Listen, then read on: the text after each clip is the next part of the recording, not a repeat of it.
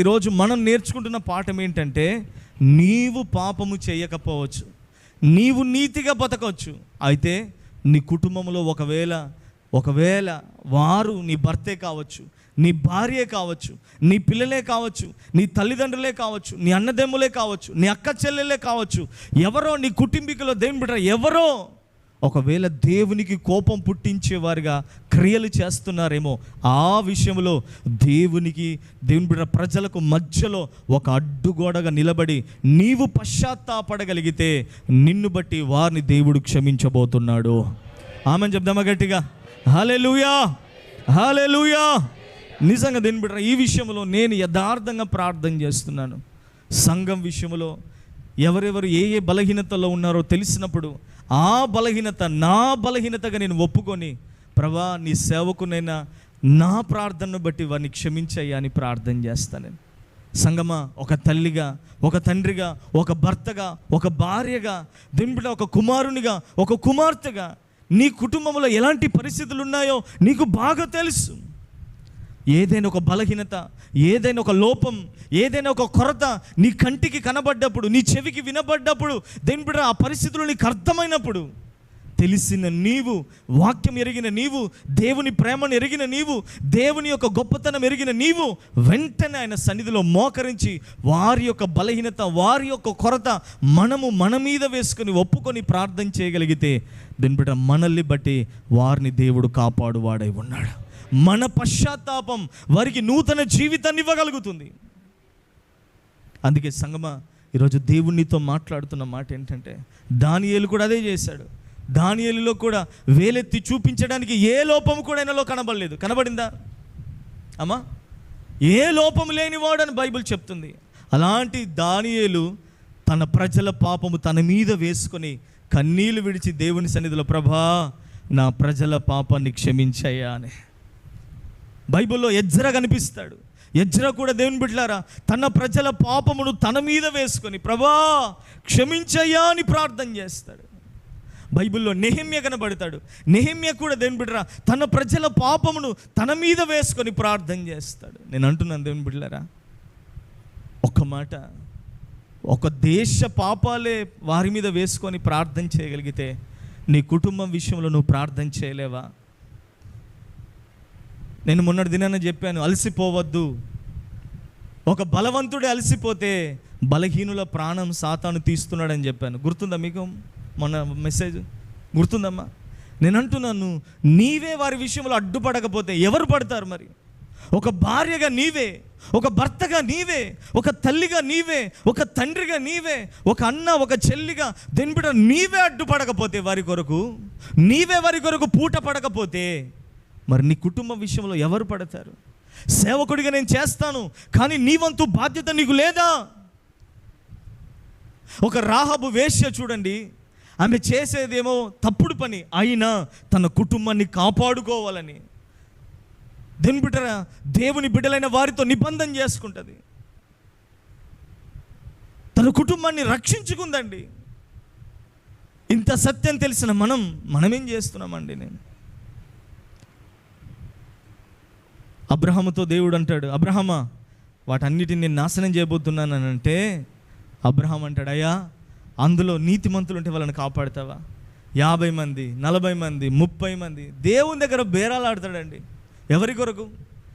ఆయన దగ్గర ఉన్న పని వాళ్ళు బాగున్నారు, భార్య బాగుంది, కుటుంబం బాగుంది, అన్నీ బాగానే ఉన్నాయి. కానీ దేవుని బిడ్డలారా, తన రక్తంను పంచుకున్నటువంటి రక్త సంబంధి దూరంగా ఉండిపోయాడు. నేను అంటున్నాను, లోతు కొరకు ఆయన హృదయం తాపత్రయపడిందండి.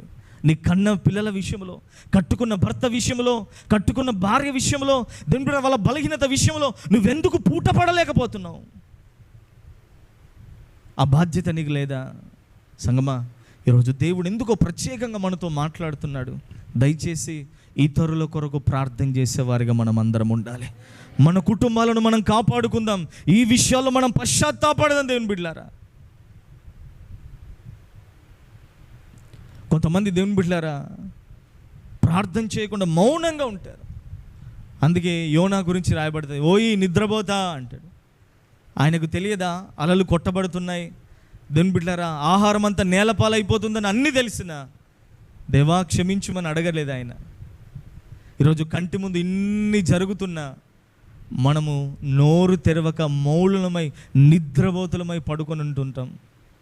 సంగమా, నేను అంటున్నాను దేవుని బిడ్డరా, అలలు ఎగిసి పడుతున్నట్లుగా పరిస్థితులు కుటుంబాల మీద వచ్చి పడుతున్నాయి. సాతాను ఒక్కొక్కరిని యవన బిడ్డలను ఈడ్చుకెళ్ళిపోతున్నాడు.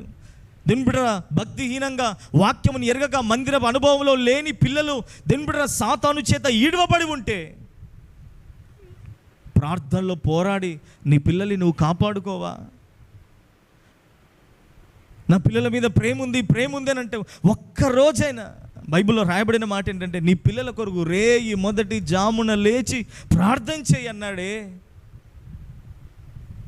వాళ్ళ బలహీనత కొరకు ఏ రోజైనా పూటపడ్డామా, ప్రార్థన చేశామా? కోపం వస్తే తిడుతున్నావు, అట్లా కాదురా ఇట్లా కాదురా అని. నేను అంటున్నాను, మాటలు ప్రజల్ని మార్చలేవు, నీ కన్నీళ్ళే వాళ్ళ హృదయాలను మార్చగలుగుతాయి. ఆమెను చెప్దామా గట్టిగా? దెబ్బలు మార్చలేవు దేవుని బిడ్డలారా, గద్దింపు మార్చలేదు దేవుని బిడ్డలారా, మనుషులతో చెప్పించినా మార్చలేరు దేవుని బిడ్డలారా. ఒక్క మాట, దేవుని సన్నిధిలో మోకరించి కన్నీళ్లు కారిస్తే ఆ కన్నీటి ప్రవాహంలో వారు దేవుని యొద్దకు కొట్టుకొని వస్తారు. ప్రార్థన పట్టికలో దేవుని బిడ్డరా అక్కడ భక్తులు కనిపిస్తారు. ఆ మొదటి భక్తుని పేరు ఏంటంటే అగస్టిన్. ఎవరండి? అమ్మ చెప్పండి. అగస్టిన్. ఆ వ్యక్తి దేవుని బిడ్డలారా భయంకరమైన డ్రగ్స్కు బానిసయ్యాడు, భయంకరమైన పేకాట ఆడేవాడు, వ్యసనాలకు గురైపోయాడు, స్త్రీ వ్యామోహంలో పడిపోయాడు. తల్లి ఎంత చెప్పినా వినలేదు, ఎన్నిసార్లు గద్దించినా వినలేదు, ఎన్నిసార్లు కొట్టినా వినలేదు, ఎన్నిసార్లు ఎంతమందితో చెప్పించినా వినలేదు. ఒక్క మాట ఆమెకు అర్థమైంది, ఇవేవి నా కుమారుని మార్చలేవు. నా కన్నీళ్ళు దేవుని పాదాలు కడగలిగితే నా దేవుడే నా కుమారుని మార్చగలుగుతాడు. ఎప్పుడైతే ఆ తల్లి దేవుని కాళ్ళు పట్టుకొని బతిమిలాడడం ప్రారంభించిందో ఆయన హృదయం మారడం ఆరంభించగలిగిందండి. నేను అంటున్నాను దేవుని బిడ్డలారా, ఆయన ఇచ్చిన సాక్ష్యం ఏంటో తెలుసా? అక్కడ రాసి ఉంటుంది ఏమని అంటే, నా తల్లి కన్నీటి ప్రవాహములో నేను దేవుని యొద్దకు కొట్టుకొని వచ్చాను అన్నాడు. అంత కన్నీరు కారిస్తే ఈరోజు ఇంత గొప్ప సేవ చేస్తున్నాను, ఇంత గొప్ప ప్రార్థన పరుడుగా నేను మారిపోయాను అనని. మీ పిల్లలు అలాంటి సాక్ష్యం చెప్పాలి, నీ భర్త అలాంటి సాక్ష్యం చెప్పాలి, నీ భార్య అలాంటి సాక్ష్యం చెప్పాలి, నీ కుటుంబీకులు అలాంటి సాక్ష్యం చెప్పాలి.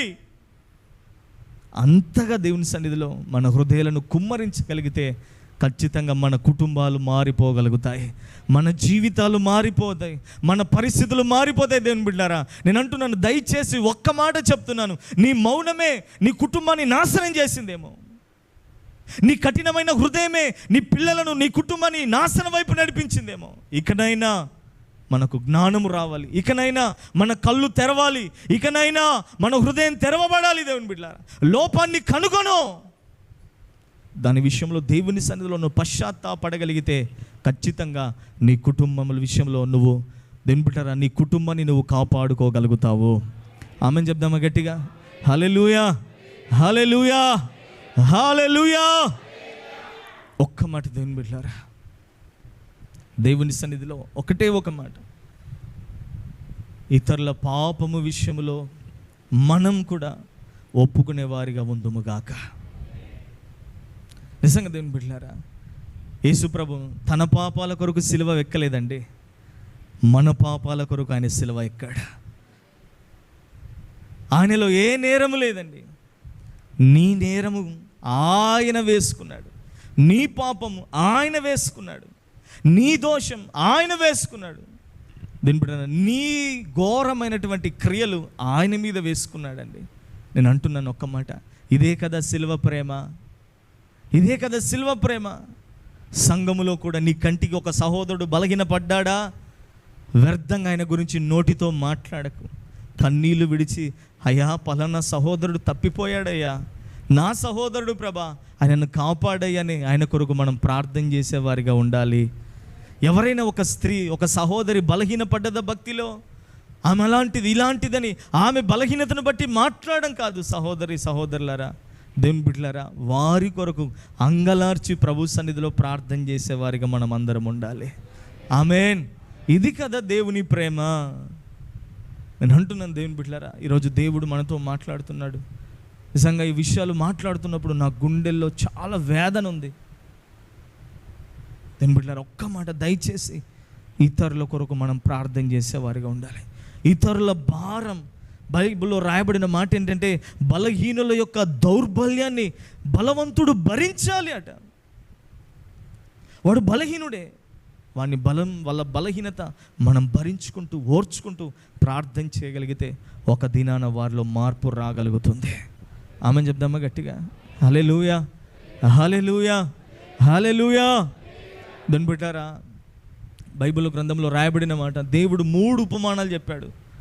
ఒకటి తప్పిపోయిన నాణెము, రెండవది అమ్మ చెప్పండి, తప్పిపోయిన గొర్రె అమ్మ, ఇంకొకటి తప్పిపోయిన కుమారుడు. ఈ 3 ఉపమానాలలో దీని బిడ్డారా 2 తిరిగి రాలేనివి, వాటిని మనమే వెతకాలి. అమ్మ నాణెం పడిపోయింది, నాణెం కలిసి మరలా చేతిలోనికి నేను వస్తుందా? మనమే దాన్ని వెతికి పట్టుకోవాలి. గొర్రె ఉంది, దానికి జ్ఞానం లేదు. దీని బిడ్డలారా అక్కడ కాపరి యొక్క విలువ దానికి తెలియదు, అది వెళ్ళిపోతూ ఉంటుంది. కానీ మనిషి ఒక్కడే తన పాపాన్ని, తన బలహీనతను తెలుసుకొని రాగలిగాడు. అందరూ తప్పిపోయిన కుమారులాగానే తప్పు తెలుసుకొని రాలేరు. కొంతమంది కొరకు మనమే ప్రయాసపడాలి, కొంతమంది కొరకు మనమే వేదన పడాలి, కొంతమంది కొరకు మనమే కన్నీళ్లు కార్చాలి. ఆ నాణెమును ఆ స్త్రీ వెతికినట్లుగా, తప్పిపోయిన ఆ గొర్రె కొరకు కాపరి వెతికినట్లుగా కొంతమంది కొరకు మనం ప్రయాసపడాలి దేవుని బిడ్డారా. మనం కన్నీళ్లు కార్చాలి దేవుని బిడ్డారా. మనం వాళ్ళ భారాన్ని మోయాలి దేవుని బిడ్డారా. కొంతమందికి ఆ జ్ఞానం ఉంటుంది, అయ్యో నా తండ్రికి పరలోకానికి నేను పాపం చేశాను, విరోధంగా బతికాను అని కొంతమంది రాగలుగుతారు, కొంతమంది రాలేరు. అయితే రాలేని వారిని మనం విడిచిపెడదామా? ఒక్క మాట దయచేసి కన్నీళ్లు కారుద్దాం వారి కొరకు. వారి పాపాన్ని, వాళ్ళ బలహీనతను మనం ఒప్పుకుందాం. వారి బలహీనత విషయంలో మనం పశ్చాత్తాపడదాం. నేను బిడ్డ అలా ప్రార్థన చేసి కన్నీళ్లు విడవగలిగితే ఖచ్చితంగా నీ ప్రార్థన వలను కదిలించబోతుంది. మన కుటుంబాలను మనం రక్షించుకోబోతున్నది. దేని పిల్లలు